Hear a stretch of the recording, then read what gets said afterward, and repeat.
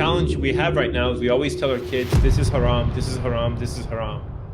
And that works to a certain point, but at the same time, we have to provide them halal options. The fall of Islam wasn't because Islam wasn't powerful. The fall of Islam was when Muslims stopped taking technology from the West. Yeah, we really need to work together and bring a lot of talented people together. We need that leader. The Ummah's missing the leader. Just like you need an Amir. You have someone that brings all these people together. An army by itself is worth nothing without a general. There's no general. So all the talented army members are useless. So I said, I need to come talk to 2 or 3. So I want to talk to one, just one. So how do I get 17 people down to 1? So I said, I need to come up with my own system. So welcome back to the Righteous Rich podcast, and which simplifies the art, speech, and the work of true love or the passion and connects it with the creator. I am your host, Kazi, and my today's guest is Baba Ali, founder of Kids Applications, businessman and actor. We need a Muslim cop. So my handsome brother Ali Ardekani, also known as Baba Yeah. Ali, thank you so much for joining me for this week's The Righteous Rich podcast. One day, me and my friend, we were praying salah on the patio, on the picnic area, and before class. And we went to go pray Asr together. I think the Dhuhr Asr. And we're like, Allahu Akbar. And then this guy walked up to us in class and he goes, hey guys, what are you guys doing? and then we both go to sujood together, Allahu Akbar. Like, hey, you guys are doing this together? What's going on here? And we can't talk to this guy. So does this guy get it? I'm praying. And then Allahu Akbar. He said, okay, good, we're gonna go. Class is starting. And then we go to sujood, Allahu Akbar. I was like, are you guys okay? Let me get into the subject, but before that, I just want to know, how did you come up with this Baba Ali? Because we know the Alibaba Chalis Chor and Alibaba the website, and we have Baba Ali now. Why not Ali Ardekani? What's your background for that? How did you end up with the name Baba Ali? There is no jihad in America. First of all, assalamu alaikum, jazakallah khair for having me on this show. I'm really excited. Coming from all the way from Los Angeles, California, alhamdulillah. Yes. So how this internet has brought this place into such a small world. So the name Baba Ali, my wife calls me Ali, my kids call me Baba. Those are the 2 people I love in this world, alhamdulillah. So the word Baba Ali. And a long time ago, I used to invent games. And I wanted a very easy name to put on those games because my games were being sold to non-Muslims so they can pronounce Baba Ali is easier for them. Yeah. That's why they have a website called Alibaba. Yeah. That's from China. They're not even Chinese people named Alibaba, but that's a whole different subject. But what was interesting is that Baba Ali became from a board game, then went to Ummah Films, and now everyone knows me as Baba Ali. Good boys, what you gonna do? What you gonna do to be a good boy? Why not halal in just Hollywood? You can even you can say you have been inspired with those ideas, but why do you have to have another halal or another industry? That's a very good question. And the challenge we have right now is we always tell our kids, this is haram, this is haram, this is haram. And that works to a certain point, but at the same time, we have to provide them halal options because we can't expect them to just always refrain from everything. Imagine every food you give to your child says, this is haram, haram, haram, haram, haram. And then it's like, what can we eat? Yeah. Because we have to give the other option too. We can't just say everything's haram. Yeah. And some kids, they run away from Islam because they think the world, everything is haram. And in reality, it's not haram. Only very few things are haram. Yeah. But with entertainment, with the music industry, with the video games, with all these other things, there's a lot of bad stuff out there. So as parents, especially parents, we want to provide halal options for our kids. And this is why it's so important. Because if we don't give those halal options, then we make the haram options more, it makes it more difficult for those kids to stay away from those things. So alhamdulillah, I know many good Muslims who are in films. One of my friends, Bona Muhammad, I was just in a film recently with him called Super Hijabi. Yes. And that was just released just a few months ago. And that is about a young Muslim woman.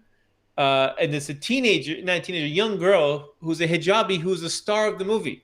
Yes. So last time we see a young girl be a star of a movie? We never Exactly. see that Muslim star girl, a practicing Muslim with hijab, Yeah. and her hijab is her superpower, mashallah. I Yes. play a bad guy, but not it's Yeah, I only in the saw movie. it. Only in the movie. Yeah. I But it's saw the good, trailer. alhamdulillah. It was great. Designed it myself. I promise you, I'm gonna get the money back and I'm gonna find out whoever did this.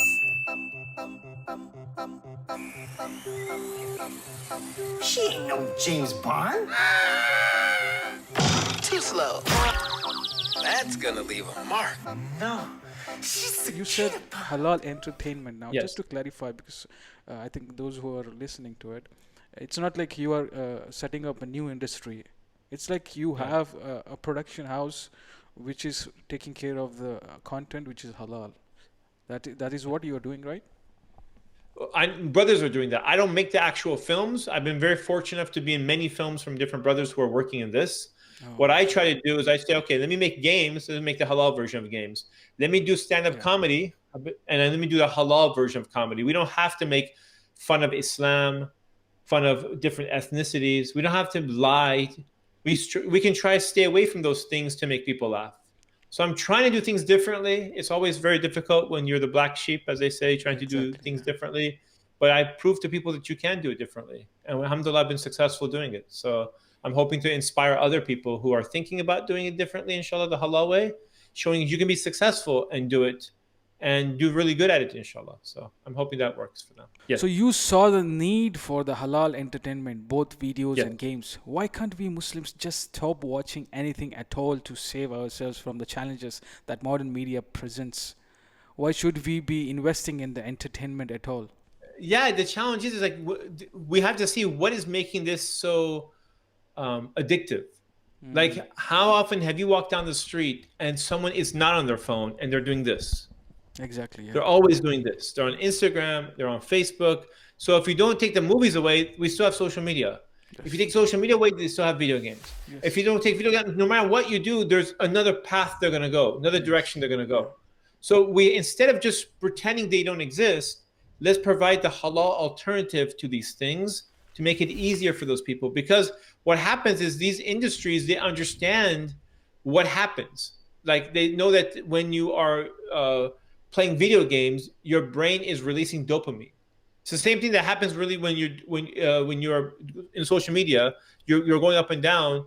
Your dopamine is increasing, and that makes you feel good. So people don't know. The first thing they wake up, they go check their phone. Yes. It's that release of dopamine that makes you feel good. Yes. So we know that people are addicted to this. So let's find an alternative for them to feel good still, but without having to look at haram things all the time. So that's the whole idea, inshallah. Virtual reality. This is another level. Are you thinking about Virtual reality. I was in virtual reality. I was bought one of the first virtual realities right when it first came out, when no one's using it. So we've been using it for years, virtual reality. My daughter loves it. Really? She spends a lot of time building in virtual reality. That's what she wants to do for a living. She wants to be one of those developers that builds in virtual reality, the different world. So she's building in that. She wants to build in that world, inshallah. So you were already working on that. Yeah, they're already working on it. This is a different world. It's right around the corner. Augmented reality, virtual reality. Yes. So instead of like fighting it, let's figure out how we can do to use this technology to help us, inshallah. Like, for example, the fall of Islam wasn't because Islam wasn't powerful. The fall of Islam was when Muslims stopped taking technology from the West. Like, for example, the printing press. When it first came out in the 1600s, the Muslims didn't take it. They said, this is made by the kuffar. We're not going to accept it. We will only buy written by hand. So what happened was Europe was moving at light speed, and we were moving at a snail pace. Yeah, exactly. And they jumped ahead. Yes. But we had all this knowledge, and we couldn't spread it at the hand speed when they were printing at the printing speed.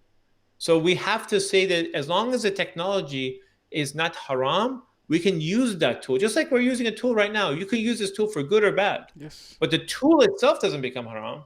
Yeah. It's how you use it can become haram or halal. So that's the thing we should keep in mind. So, but I want to mention one thing about this. If we do not support the few, not there's many, the few Muslims who are making these films that are like really good, they're going to stop making them. Yes. And they will start making them for non-Muslims. And we're going to lose more and more talented Muslims. We have been losing so many. Yeah. Trust me. Because we're not supporting them. Yes. So very few people are making these things. And as I mentioned just It's a just minute not ago, Bona filmmaker, Muhammad, brother. I think many of the creative brothers, yani, like even for me, I was told not to paint, yani, you know. I just burnt all my paintings. It was like, yani, we should not be doing that one. We should not be entering into that one. Okay, at that stage, I was like, I need to give up on this. So I gave up on that. There are many guys who are into animation and everything. They just left it because we weren't given some solution for this. This is so bad, yani. I think still we don't have the solution for this. yeah, we really need to work together and bring a lot of talented people together. There's people who have no talent, Yeah. but they have a lot of money. Yes. They have money, they have good intentions, but they don't have talent. Then there's people who have a lot of talent, but they have no money to fund it. The idea is to bring these people together so we can make some amazing things. And I think, seriously, I think the Muslim Ummah has a lot of talented people and it has a lot of wealth. It's the fact that we don't have anyone working together. If we can work together, we can make some amazing things. I've been very fortunate enough to meet a lot of the Muslims as I've been traveling around the world doing my comedy. And I spent a lot of time with scholars, with filmmakers, with artists, and realizing that we have a lot of talent. It's just unfortunately we're not really working together. The network is not yet built. Yeah. So what That's are the your problem. thoughts for filmmaking, and what are your suggestions for filmmaking for people? Well, as I was mentioning earlier, the Bona Muhammad's filmmaking company in Canada is the best one I've seen so far. Really? Let me tell you example what I mean by the best. We were doing the film, and he said, Ali, I asked him, we don't use the word stupid. I'm doing a kids show, and we're the bad guys. I would say, hey, you stupid. He says, you can never use the word stupid. I said, why? Wow. He said, because if you say it in a funny way, the kids may copy you. Yes. And the kids in the future will think Baba Ali is funny, so I will say stupid, stupid, stupid. So this is how much detail Careful, he is man. doing the thing. So he wants it to be really funny, but he said find a different way to say something funny that is not a bad thing to say if kids repeat you. But it has to look like a real bad guy. So that was some of the things, that how much thought goes into it, but then you see the quality of it looks really good too, alhamdulillah. And it's very funny. By far the funniest movie I've been in all the different things I've worked on, that has been the funniest. So it's just hard to get to people to learn about these things, especially during the pandemic. You know, during the pandemic, the movie theaters are not open here in Los Angeles, and we're just told recently they're being closing things again, inshallah. So we'll see. Now talking about the internal issues, those were the general. So you must have faced some oppositions even when promoting this halal entertainment concept, and surely from within the Muslim community as well. What were some of the concerns, and how did you deal with them? Well, first of all, there's the haram police. And the haram Yes. police the challenge with the haram police is they haven't seen the movie to say before they say it's haram. So what we did in the first movie with American Sharia with Omar Reagan, what happened is Omar Reagan's like, well, I don't have enough money to make the movie, so let's make the trailer first. And I'm like, okay, but we don't have a movie, we don't have a trailer. He's like, no, we're gonna record a little bit here, a little bit here, a little bit here, a little bit here, and put the whole thing together so it looks like we made a movie. And then we're gonna show the trailer to a lot of people. And then when people say, wow, this will make an amazing movie, then we get the funding from the movie and we make it. And that's what he did. He showed the Wow. trailer. Okay. He didn't make the movie first. He showed the trailer. In fact, many of the actors and actresses that are in the trailer were not in the movie because Okay. the movie was filmed years later. So Oh, we interesting. filmed the trailer. I think it was during Ramadan. I think we filmed it during the day. So I was really thirsty doing the show. And the haram police came and said, no, this movie is bad. And this is this and this and this. And Omar Reagan's like, what movie? We haven't made the movie. I said, yes, this is the story. Like, no, that is not the story. So when you watch a trailer, you're watching bits and pieces of it. Like one scene, he is not a good Muslim because he hasn't learned Islam yet. But by the end of the movie, he becomes a good Muslim and learns Islam. So when you watch the trailer, you watch the part he doesn't understand Islam yet. So you think the whole movie is about the part you don't understand Islam. Yeah. You know, it's kind of like when the non-Muslim opens up the Quran and they see one verse, And they say, oh, it says kill Jews and Christians. But they don't read the verse before it. They don't read the verse after it. They don't see where the verse is regarding war, not a time of peace. All these things, you just take things out of context. And unfortunately, the Haram police took the things out of context and made it very difficult for him to make his movie. So in the end, he ended up making the movie, but I think the Haram police affected it. So it made it more difficult. They told, like, I'll give you one story. He was doing a movie in Australia. When I was in this movie, and he was releasing the movie, and the Haram police in the local area said this movie's haram. Oh my God! So they told no one to go watch it. So obviously nobody goes and watches it. Very few people went to watch it. Yeah. Now the whole thing is over. He's so frustrated. He said, "I want to invite the Haram police to come and watch this movie." So they accepted the invitation. They watched the movie, and they watched it. You know what they said? There's nothing wrong with this. Yes. Now we'll tell everyone to watch it. He said it's too late. Yeah. I rented the movie theater. The time is over. I have a flight to go back home. Oh my God. You watch before you saw it, you say it's haram. Now that you see it, you say it's halal. So by default, we make everything haram until they see it. And this makes it hard for people to work within the Muslim Ummah. Yes. And this is why a lot of people are not interested in working with movies for the Muslim Ummah. So that's the problem we have. So what's your background story for Matrimonial Projects, events and apps and websites? I think this is very close and very dear to you. What's the background story for Matrimonial Projects or events or apps or websites? How did you come up with that? So I actually have a story for that too. So all these have stories behind it. Mashallah. So many years ago, I was looking to get married, and I'm a convert. As a convert, I couldn't go through my parents. Otherwise, I always advise people, go through your parents. If your parents are religious, good Muslims, your parents are always the best, because no one loves you more than your parents. If your parents are more cultural, not religious, or they give you people that they don't know too many good people, then the next best option is to go through your friends. So I couldn't go through my parents. I couldn't go through my friends because my friends are single like me. So how are they going to help me? So then the final step was I went online.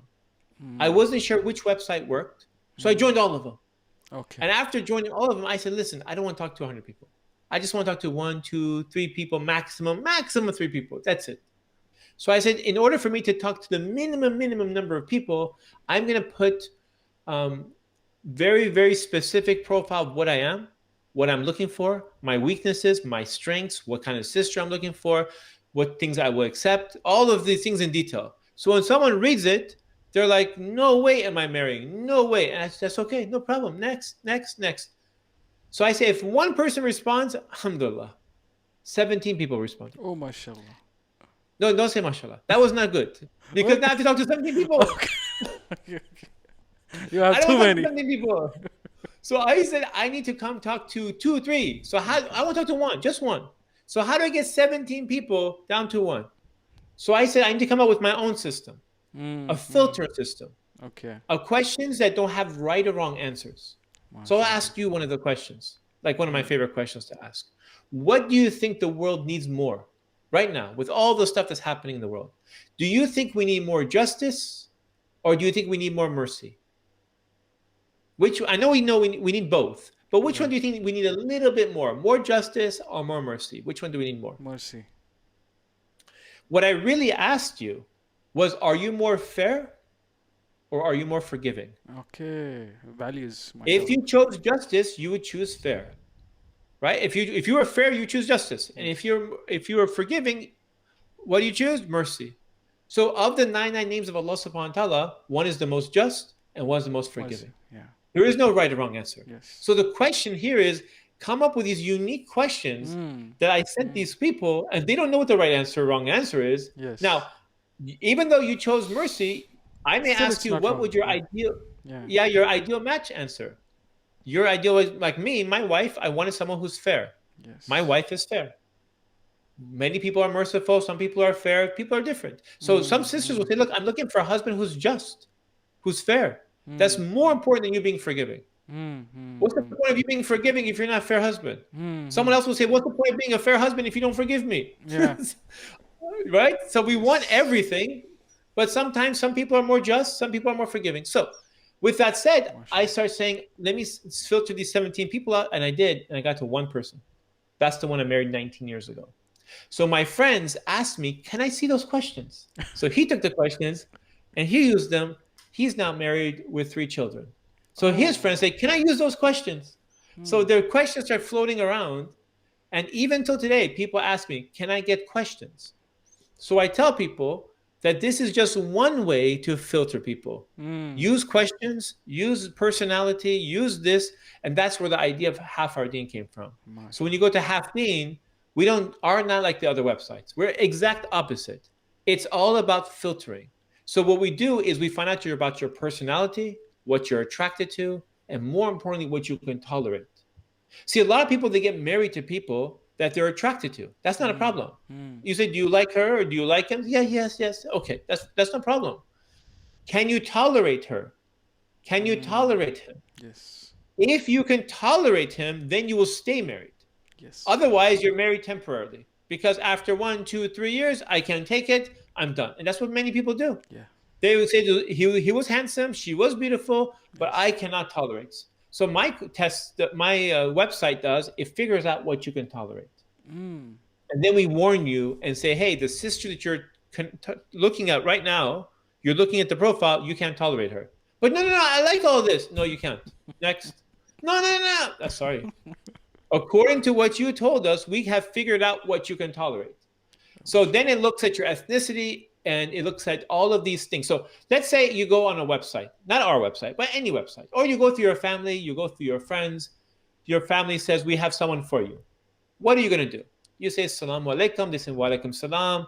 My name is so-and-so. My name is so-and-so. So I want to talk to you for the intention of marriage. It's okay. Bismillah. Let's start talking. So the first thing you start doing is start asking questions. Tell me a little bit about yourself. They tell a little bit back and forth. But then it starts getting serious. You start asking questions. What do you think the role of the wife is? What do you think the role of the husband is? Can men and women be just friends? When it comes to money, how should we spend it? Are you going to be planning to work? What if we have children? Do you want to have children? A lot of these questions come up. And when you spend a month, 2 months, 3 months asking questions back and forth, sometimes you get to a question and you realize this is not the right sister or right husband for me. And then you have to stop and start over. And then you do it again. And you go again and do it again. And next thing you know, you're 32 years old. And you're like, what happened? Yeah. I wasted all this time with a lot of people. This is the exact opposite of Baba Ali saying, I don't want to do this. Baba Ali, you didn't do this. I said, no, I didn't. I didn't talk to 17 people. I talked to 1. So how do I talk to 1? Well, this is what we do. On Half Our Deen, we ask everyone to answer 158 questions. Then you go and look at their answers before you say Salamu Alaikum to them. Right. Then we ask you to tell us about your personality. I told you. What you're attracted to. Okay. What you can tolerate. Okay. What else? We give you 100 interests to look into. If you like painting, if you like filmmaking, if you like riding a bike, what do you like? You like walking? What do you like? You like foods? What do you like? And we find out over 100 different interests which you like and how many you have in common. Then we ask you even more interesting thing. And this is something for everyone who's listening, you guys can do. You come up with 10 things that are all good things. Kindness, good manners, good character, similar religious views, good education, intelligence, all of these things. And you ask the person you're speaking to, put this in order from the most important to the least important. And someone will say, all of these are important, but which was the most? So someone will put same culture as number 1. Okay. What's number 2? Number 2 would be kindness. Okay. Number 3, manners. Number 4, this. And then you look at your lists. And you look at their list and you look at their list and you're like, wow, your list says desire for children as number 1. Mine says number 8. This, now we know what to talk about. Or yours will be same culture as number 1, but mine is number 9. Why? Because I don't care about culture. And for you is more important than even religion. So what culture are you? And the culture say, I am Pakistani. And you're like, I'm Arab. Well, this is not going to work because we're different culture. Yes. So we save a lot of time. Yeah. So what you do is when you go to a profile, you see their list of importance, of those things I just mentioned. You see their quiz questions, you see personality, see all of these things, and then you see the final thing. This is called the deal breakers. This is you typing, just like what I did. You write your own questions, or you can choose from my questions, the database of questions, and you put it on your profile. So Kazi can say something like, would you be willing to move to Bahrain? Because that's only for you. Yeah. The rest of the internet on the website doesn't need to have that question. You, specifically to you. Yes. Are you okay with someone who paints? Are you okay with this? So you get their answers before you say Assalamu alaikum to them. And then you can answer her questions. And by her questions, you can see what she's worried about. Would you be married? Would we be living with your parents? Can I finish my school? When do you want to have children? All of these questions she cares about. And then you answer her questions. He answers your questions. You go back and forth. And based on all these answers, now you say Assalamu alaikum, and you find out, so you start the conversation. Instead of spending 3 months with each person, you see, now we even advance it even more. We calculate compatibility, we calculate tolerance, and there's these meters that shows you for each person, and it'll say you're 94.5%, 94% match with this person. We calculate it for you, so you don't have to do it individually. So my next thing, inshallah, by October, I'm doing the next invention. Again, these are things you don't see on anybody else's website. And what I'm about to tell you next, you won't even find on non-Muslim websites. Okay. And what is this, Baba Ali? What's your next invention? You're about to hear first. Yeah. No one's heard it, so this is the first show you're hearing it on. Okay. I'm going to create, inshallah, the first artificial intelligence that will predict what marriage life will be like and will give you advice on what to expect with this specific person that you're clicking on. And the next person you click on, the information will change because that person is a different person. And the next one, it changes. Every time it changes, probably 1 million different types of information we put. Then, based on all that information, it is going to tell you which questions to talk about to that person because you and her are disagreeing about something specifically. So bring up this question when you talk to each other on the phone.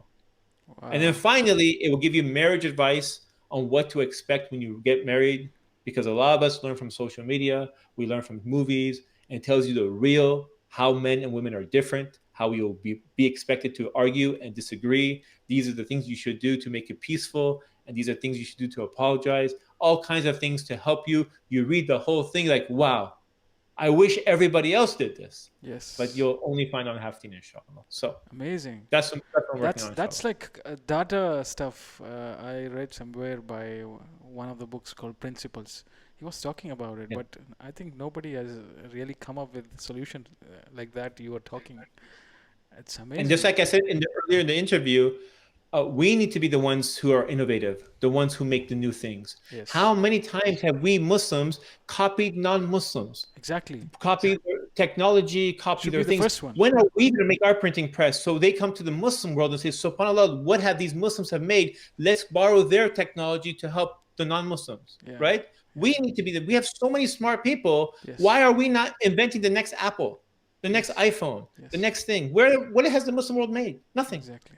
Nothing. I want to be one of those people who makes something, and this is why I'm telling you, non-Muslims don't even have this. We'll be the first ones to have it, and hopefully we will be the trendsetters in the future. Amazing. Let's talk about main problem.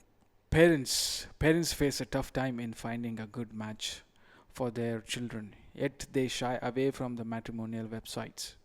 Rather do it in a traditional way and either asking middlemen or middlewomen to be precise. Because I think it's taboo. Or just pray that get lucky spotting a nice match in some gathering. Yeah, it doesn't really work. As a founder of renowned Half Our Deen matrimonial websites, how are you overcoming those concerns and using such platform for such parents? Yeah, we do our own matrimonial. Completely different, by the way. Okay. We do. So what they do at a typical matrimonial event is they put 50 sisters to sit in chairs, and they put 50 chairs across from those sisters, and then brothers take turns speaking to each one. They call it halal speed dating. So they put a buzzer, you go beep every 3 minutes, beep, and we don't do that. I said, I need to reinvent. We did it in Bahrain. It was I don't know how successful was that? I think it was not that great, but it was okay. I mean, it was okay, but how many marriages have succeeded from that? I don't think. I wish it was at least 2 out of hundreds. I would be happy, and I think that also would not happen. Our last major event, I think we had 48 matches. Wow. Our lowest we've ever had was 10. lowest. And you know why we had 10? It was our first event in 2012, and there's only 40 people there. And we had 10 matches. Okay. So you're wondering, what are you doing different, Ali? Again, I didn't go copy non-Muslims. I made my own. Yes. I invented my own. So I said, I'm going to do something completely different. Why am I copying speed dating designed for dating? If Muslims are looking to get married, it should be speed marriage, not speed dating. Dating is a 3-hour relationship. Yes. A marriage is a lifetime. So we can't take a process designed for something and apply it for something else. It doesn't work that way. Any engineer will tell you that. You can't take this structure material and put it for this. It's not meant for it.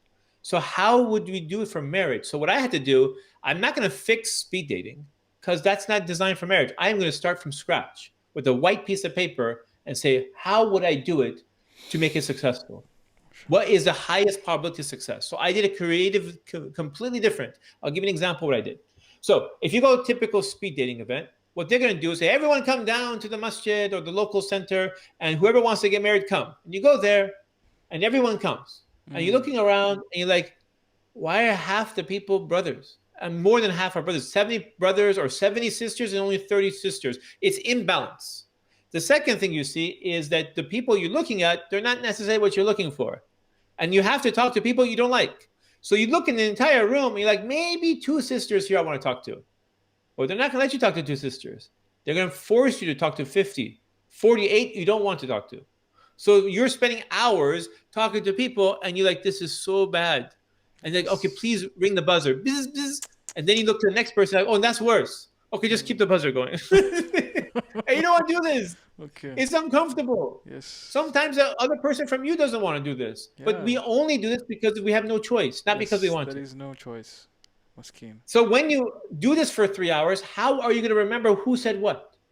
Who was number 17? What did she say? Oh, I don't remember. I'm so confused on what's going on, and I'm supposed to decide who I'm going to marry? My parents never did this. Their parents never did this. This ain't part of the sunnah. Why are we doing this? This is torture. Yeah. So what I did is something completely different. The first thing I did is I had people fill out an application answering about 15 questions. These are very important questions, what I call deal breaker questions. Questions like, what's the oldest age of a sister you'll consider for marriage? What type, would you marry someone outside your ethnicity? Would you marry someone previously married before? Would you marry? I get all this information. And then 300 people apply. I look at all this information. We look at all the data, and we say, who is most likely to succeed? And we invite the top 100. And those 100 get special invitation, and they get to the event. Now, when they come to the event, because by invitation only, we know exactly that we have invited 50 brothers and 50 sisters. And because we know you're coming, we know which table you'll be sitting at. And because we know which table you're sitting at, we will make more likely to put you, we're hoping to put you at someone table that fits your views in Islam. Because some Muslims are more Sufi and some people are more Salafi. Yes. Some people are more like this and some people are more like this. Just because they're both pray and they're both religious doesn't mean they're going to mix, right? Yes. So how do I get the right people that fits the right people? Some people are more liberal, some people are more conservative. The more I learn about you, the more likely to put you at the right table. Now that we come to the table, you're like, okay, are we doing speed dating? No speed dating, no interview. Baba Ali, how is this going to work? No problem. Your name says Kazi, K-A-Z-I on your name badge. Okay. Then under it has a 6-digit number. Let's just say it's 123-555. You're like, okay, what does this number mean? It's my phone number? No. This is your Half Ardeen ID number. Everyone at the event who interacts with you, they just type in their number on their phone and your entire profile pops up. Wow. You know those 158 questions you've already answered? You don't have to answer it anymore. It's already there. We know about your personality. We know about your age. We know what you're looking for in a match. We know about you. We know everything about you. Plus, that sister clicks on it, and she says, I'm a 65% match with them. Next. So she calls to us, I'm a 94% match with this one. Let me go talk to him a little bit. So, but we're not doing any talking. Not yet. What we do is something very unique. Before Baba Ali, as I mentioned, my name came from what? Games.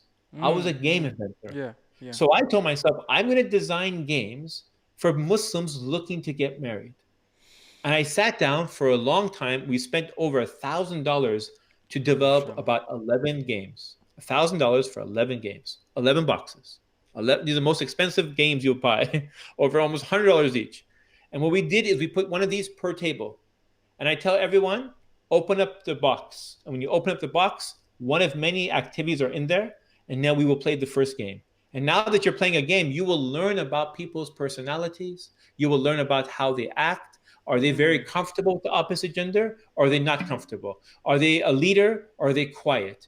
Are they funny? Or are they more reserved? Are they more like this? Are they cheating? Some people cheat. It tells you about the person you would never see in an interview. Because some people are very good at talking like me, and then some people are very shy, and they can't talk very well. Does that mean he's a bad brother? No. So why do I have the advantage and he doesn't? Yeah. But this allows everybody to have the advantage because I found games that work for both introverts and extroverts. So I'll give you an activity that we do. And by the way, I have many. So I'll give you, I get everyone to stand up. Everyone's confused. Stand up. We just sat down.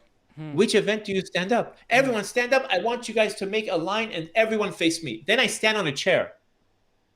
They're confused. Why is this man standing on a chair? And I say, everyone face me. I'm going to ask you a question. Are you more fair? The question I asked you a moment ago. Yeah. Are you more forgiving? If you are more fair, take 2 steps this way. If you are more forgiving, take 2 steps this way. And all of these people who are facing me, they split. All the fair people are here. All the forgiving people are there. I said, everyone look. Those are the fair people. These are the forgiving people. By the way, this is inspired by Musa, split the seas. Okay, everyone come back to the center again. I want to ask you another question. Can men and women be just friends? Who thinks yes, go this way. Who thinks no, go this way. Can they be best friends? Can you have a best friend after you're married? Can you go have lunch with this best friend? Can you go watch a movie with this best friend? I want to know, where do you say, no, that's not okay. So instead of asking each sister how they think differently, I just watch how people go left and right. And then you realize, oh, I had no idea that sister thinks like this. I had no idea how this brother thinks like this. And then you're learning. Then I ask tough questions. I ask questions. Do you want to live with your in-laws? Who's okay with that? Would you marry someone older than you? Would you marry someone younger than you? Would you marry?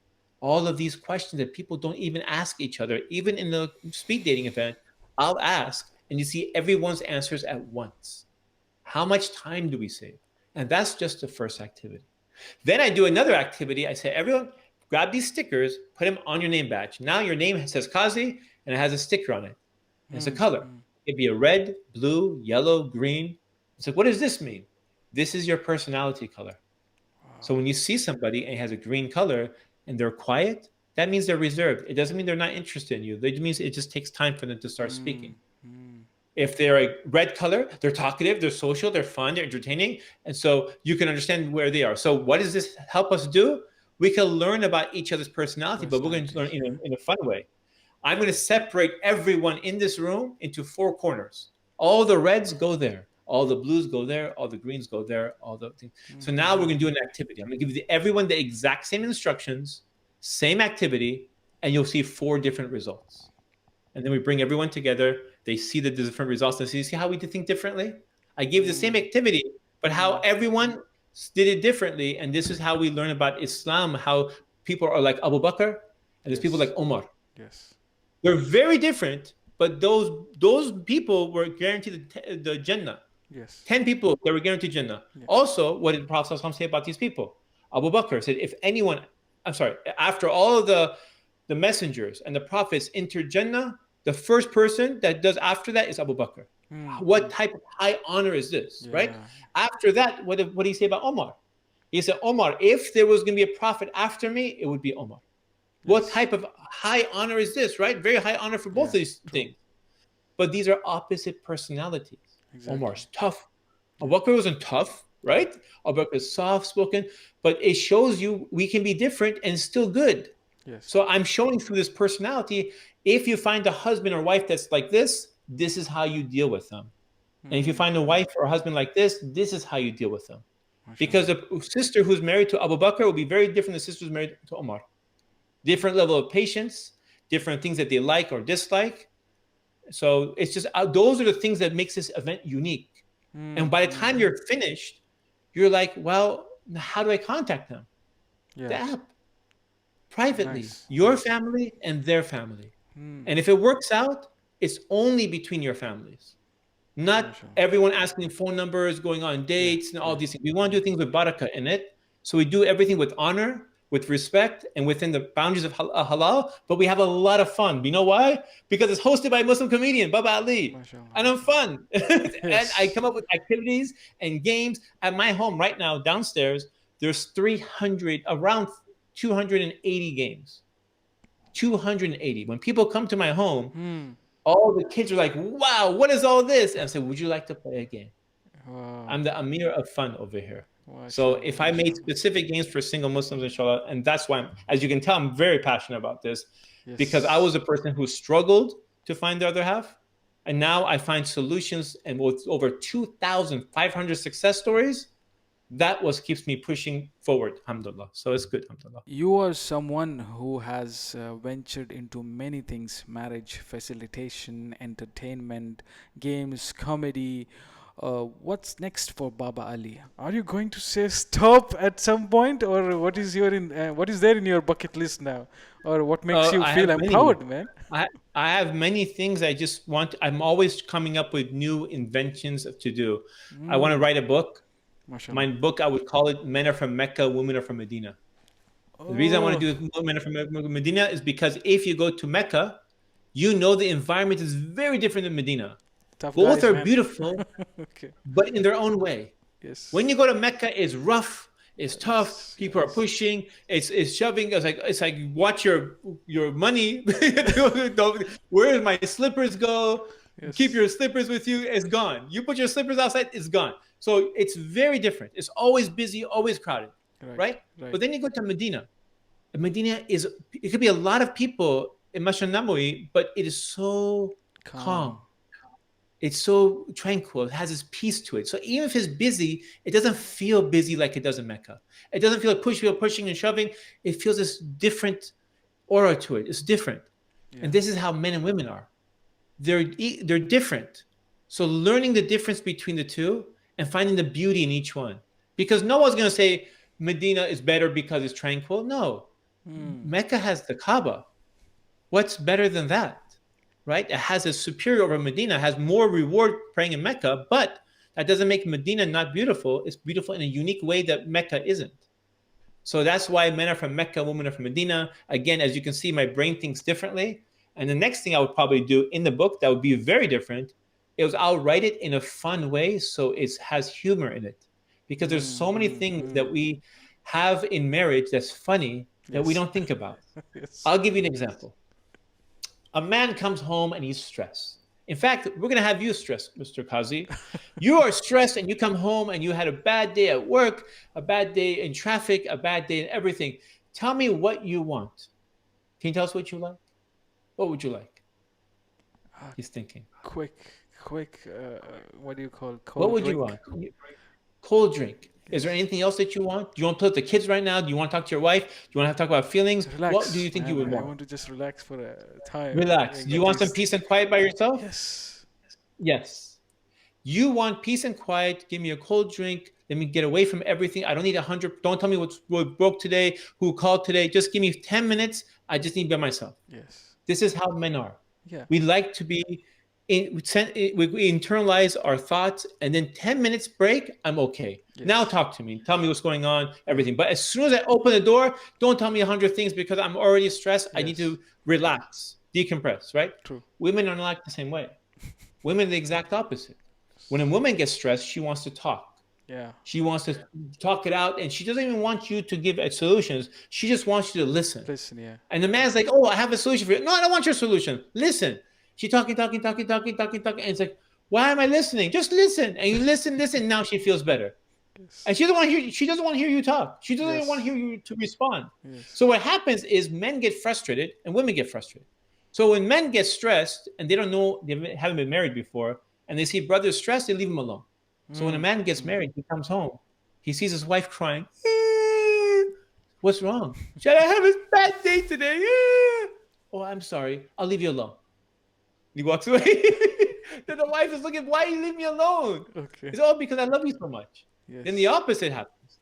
His wife, they like to talk. He's like, when he's stressed, I'll go talk to him. He said, what's wrong? Like, nothing. What's wrong? Nothing. Do you want to talk about it? No. Can you tell me what's wrong? No. Why are you hiding it from me? No. Can you tell me what you're thinking about? No. The man's going crazy. Now he has more and more stress. Exactly. So what happens is we don't know these things in marriage. Yes. That the best thing to do is leave your husband alone, even though you don't want to be alone. And when your wife is like stressed, don't leave her alone. Go talk to her. Yeah. Yeah. And so these are the things I would put in the book, but do it in a funny way. Yes. So people think about it and they realize, wow, that's real marriage. Stress, way we communicate differently, how men and women are like, way we speak, the way words we use. Sometimes women say things they don't really mean what they're saying. You never go there. You're like, I went there last week. I didn't mean never. It's like, what? They're confused. So men are confused, women are confused, and there's no one clarifying it. There's no khutbah about it. When women says this, what does it mean? And when a man says this, what does it mean? So that's what I'm doing. I hope to do in the book, inshallah. But that's on hold right now. Right now, I need to focus on Half Our Deen, finish the entire website, build the app. We have the website there, but I want to build other things for it, inshallah, first. And then I'll move on to maybe the book, if I have time, inshallah. MashaAllah, MashaAllah. So you come from, IT media profession, and came very handy when you started your media channels. Like, I want you to tell the listeners about the significance of this, studying modern sciences and technology for, the Muslim community. Yeah, being innovative. Yeah, so the direction that the world is moving in, no matter what field you're in, technology is going to affect it somehow, some way. Yeah. Even though some things you thought, oh, technology is never going to affect. I'm a doctor. Believe it or not, technology is going to affect it. Sure. One day we may have surgery through virtual reality. You may have a surgeon who's from a different part of the world using virtual reality, and a robot is moving his hands and using virtual reality, and that robot is as if he's there. This allows him to help so many different patients from different parts of the world without having those patients travel to him. And that's just one example. A field that you never thought about, like a nurse or these things, they're not using computers. Yes, they will. Everything is going to be with computers. If we don't jump on that train, the train's going to pass us by. We let that train pass us by before many centuries ago, and the Muslim world was left behind. And now we have the opportunity to use this technology to push us forward. As you've seen, many of these .coms, you go to them and you go to Apple, you go to Google, you go to Amazon, you go to Facebook. There's Muslim after Muslim after Muslim after Muslim. And these people hire the best of the best. So we have the technology. We have the intelligence. We have the people. We just need to come together and work together to make those things that affect our lives. People, to filmmakers, to tell our stories. I'm sick and tired of people portraying Muslims as terrorists and Arabs are terrorists and all these different things when you don't know anything about Islam, you don't know anything about Muslims, right? Very, very, very small percentage of Muslims could be bad to have these extremist views, but the rest of the world is not like that. Why aren't we telling the other people's stories and what the beauty of Islam and the beauty of so many Muslims doing so many amazing, great things, not just for the Ummah, but for non-Muslims too, that's affected their world. So I think that's the thing we need to value. And if we don't, we're going to get ourselves in trouble again, and we'll be left behind. So I encourage all those who are listening, don't ever underestimate the gifts that Allah subhanahu wa ta'ala has given you. If you have Allah subhanahu wa ta'ala behind you and you use those gifts, door after door after door will be open. I'm one guy who sat in his daughter's chair and made some videos on YouTube when nobody else was making videos. Got 20 million views, and it just spread. I don't have an agent. I don't have a manager. If Allah subhanahu wa ta'ala wants something to be successful, it's going to become successful. So all you have to do is purify your intentions, put in the effort. And if it works out, you say alhamdulillah. And if it doesn't work out, you still say alhamdulillah, because Allah protected you from something that may have been bad for you. Right? So that's one thing to keep in mind, inshallah. MashaAllah. So lastly, very important question. Do you love what you do, or is it because there is a need in the society? Of course, I feel that you love it, but still those who are into some of the projects they do it's not like everybody loves what they do but they do it because there is a need, and they take that as a responsibility, and they accept it, the challenge, and they improve on that and develop on that. Yeah, and then I feel like that when you go to work, You know there's a need. You're required to do it. You need to get money so you can pay for your expenses. That's that feeling. But when I do these certain projects, when I do comedy, it feels like I'm working, right? I do it and I do it well, alhamdulillah, but it feels like work. When I work on the marriage project, it doesn't feel like work. It's something I can work 10 hours a day, 15 hours a day. It doesn't feel like, oh, I have to go do the marriage thing now. I love it. You know why? Because when I make someone laugh, it's just for a moment. But when you see someone build a life together with somebody else and they were suffering like I was suffering, when you feel the pain, like being single, not finding your other half, not knowing where your other half is, and the community doesn't have the right programs for you, you don't have the right opportunities for you. When you felt that pain, like I felt that pain, that's what makes me passionate. You know, if you lost, for example, someone who died from cancer, someone very, very close, and you're a very rich person, suddenly you are now motivated to start a organization to find a cure for cancer because you don't want anyone else to suffer the way you did for the person you lost, maybe your child or your parents, something. You now said, Allah's gifted me with all this money, I want to change something. Or maybe some trauma that you went through. Your daughter her hijab was pulled off and made fun of, and this negative image of Muslims, right? I said, what I want to do something. We need to change the image of Muslims on television. So you don't know how to do this, so you go find Muslim filmmakers to change the image of Muslims. Yeah. The whole thing I've learned is not that money is a gift. The real gift is finding those talented Muslims. The money we can make. Yes. Find those people who are putting the time and effort to change our ummah. That is the hard part of finding those people. Alhamdulillah, I've been blessed to meet many of those people, but it's becoming harder and harder because there's not enough people doing it. Yes. So we have to support those who are, alhamdulillah. So we did not finish. We have a rapid fire questions. So Uh-oh. it's very simple. I'm joking. It's gonna be very simple. It's like, you try to give it in like one or three words, or it's like you. Whenever fast. I Last put question, a fast question, answers. I get it. I'll do fast answers. You got it, Let's right? do it. Yeah. So. Got it. All All right, let me warm up. Okay. Okay, I'm ready. Okay, rapid fire. Let's do Happiness. this. That was the question? I thought that was the answer. And it's like you complete also, yeah. Okay, happiness, Islam. Leader or the follower? Which one? Oh, leader. Which one? Okay.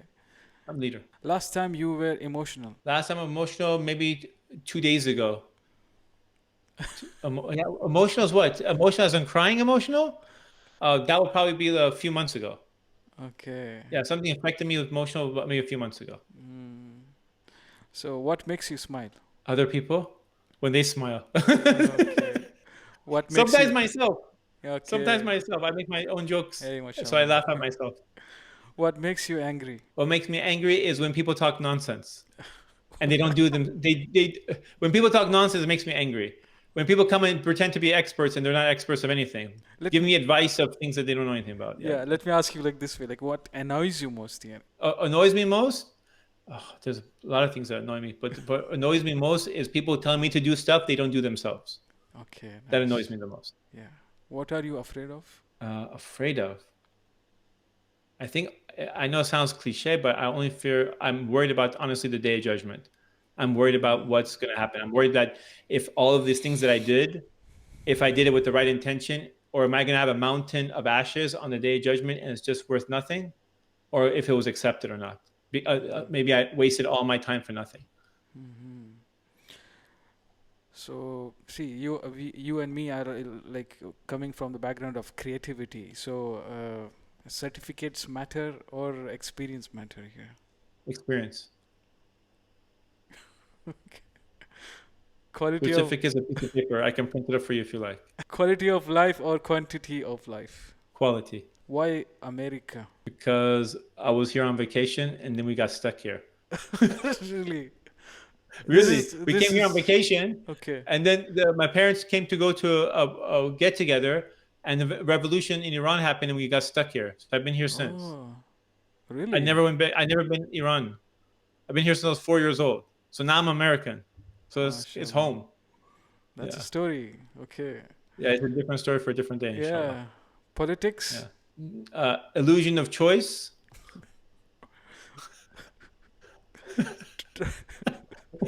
See, that's made you laugh.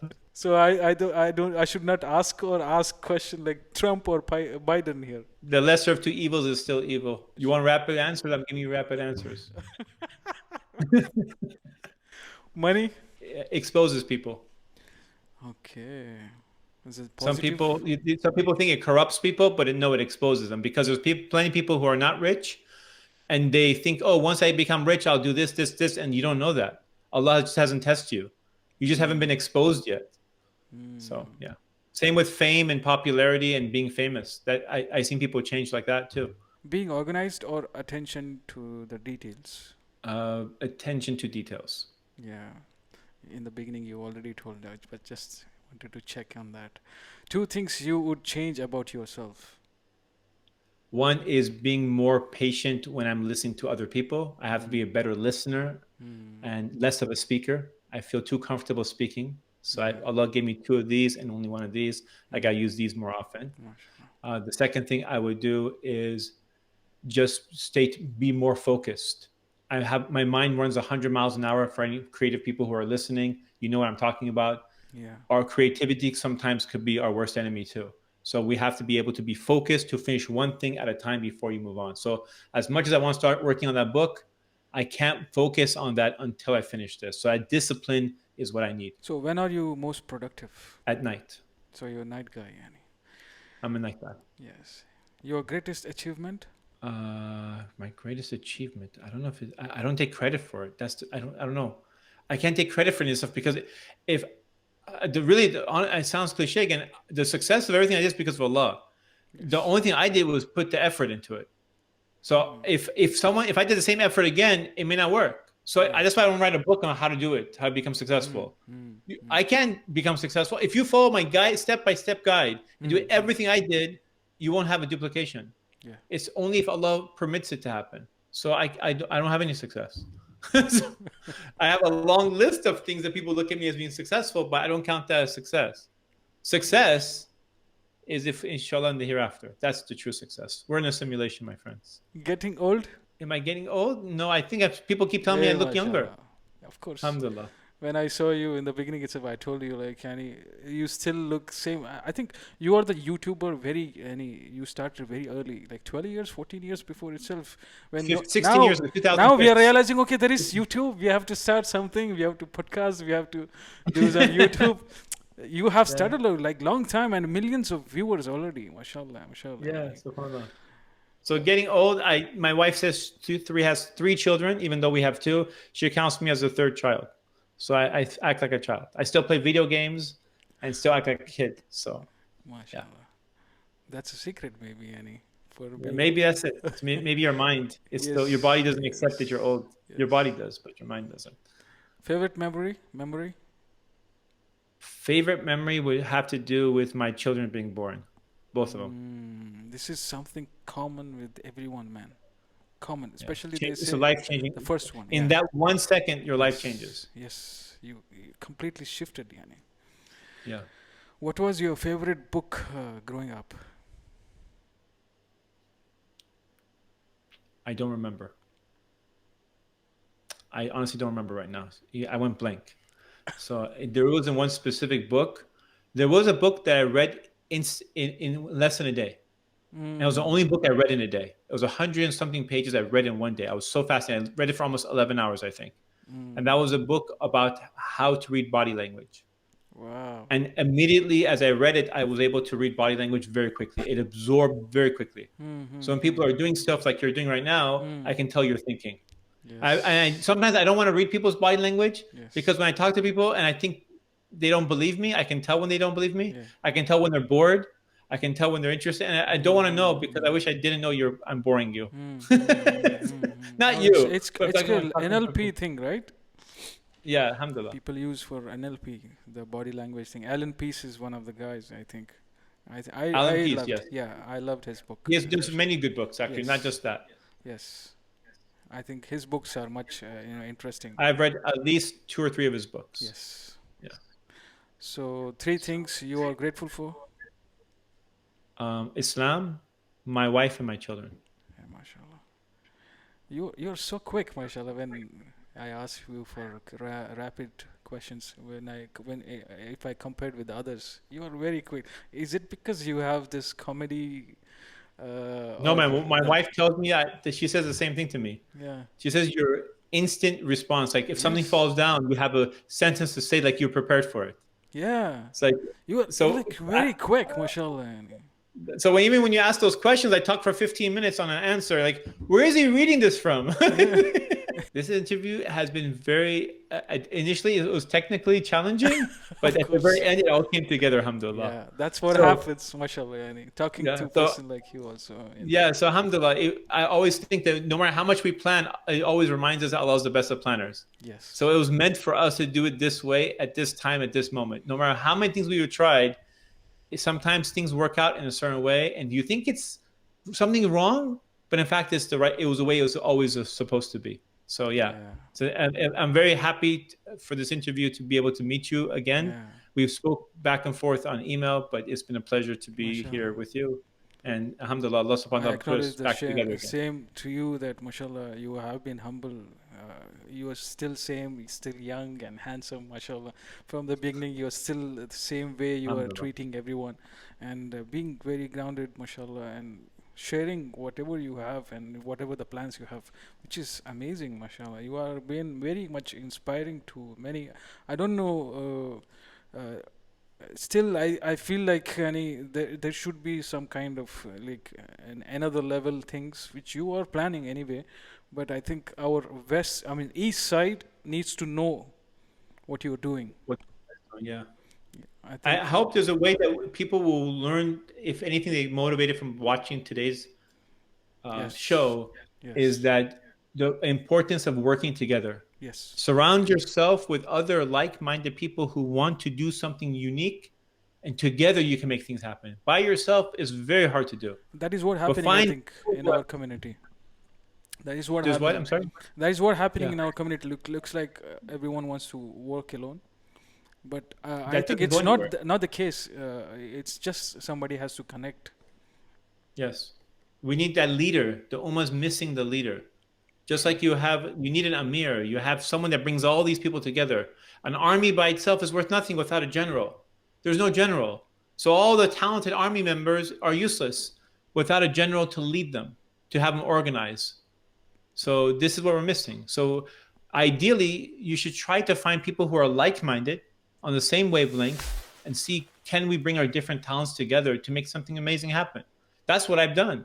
Like each project that you see, it's not just me by myself. True. I work with different people. And there's different people with different projects. The person who works with me for Half Our Deen is very different than the person who works for me for like an app. And it's very different than the person who works for me for my other project. True. Every one of these projects works with different people. Ones who developed my game was a different person than the person who works with me on the website for marriage. So what I do is I collaborate with other people and make things amazing happen.